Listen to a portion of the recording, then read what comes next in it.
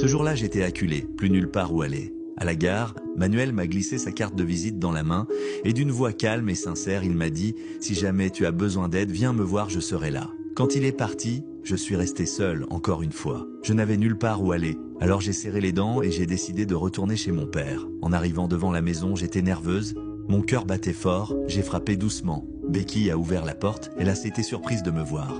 Je lui ai tout raconté, comment Desmond me maltraitait, comment Mirabel me menaçait chaque jour et comment elle m'avait annoncé qu'elle était enceinte. Mais Becky est devenue furieuse. « Retourne chez ton mari, Ijeoma, tu n'as pas ta place ici, il n'y a pas de chambre pour toi. » Je l'ai supplié de me laisser juste passer la nuit, mais elle m'a chassé.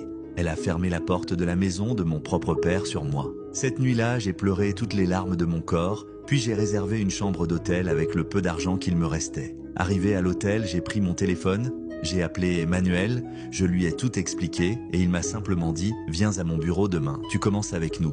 Le lendemain matin, j'ai commencé à travailler dans son entreprise. Au début, j'étais juste reconnaissante d'avoir un travail. Mais peu à peu, j'ai commencé à voir qui était vraiment Manuel. Il traitait tout le monde avec respect, les secrétaires, les chauffeurs, même les femmes de ménage. Il me demandait souvent comment j'allais. Il me souriait avec sincérité. Il me regardait comme une personne, pas comme une erreur. Alors, j'ai pris une grande décision, j'ai déposé une demande de divorce. Je voulais être libre, libre pour de bon. Mais c'est à ce moment-là que tout a changé. L'homme qui m'avait ignoré s'est mis à m'appeler sans arrêt. Il voulait que je revienne. Il refusait de signer les papiers, j'étais choqué. Mirabel, sa petite amie, était furieuse. Elle me harcelait, appels, menaces, insultes. Elle allait jusqu'à venir devant mon lieu de travail pour me crier dessus « Reste loin de Desmond, c'est mon homme ».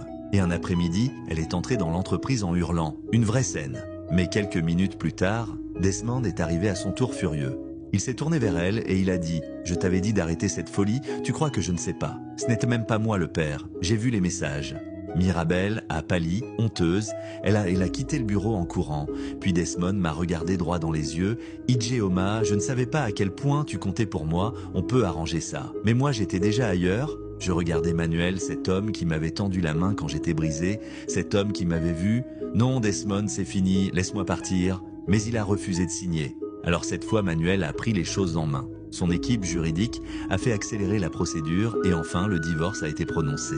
Mon histoire d'amour avec Desmond était morte, mais la vie m'avait envoyé quelqu'un d'inattendu.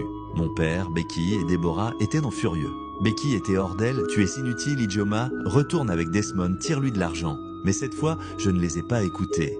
Je vivais enfin pour moi. Un soir, Manuel m'a invité à dîner. « Ijeoma, je sais tout ce que tu as traversé, mais je vois la femme forte que tu es devenue, je t'admire. » Mes yeux se sont remplis de larmes. Personne ne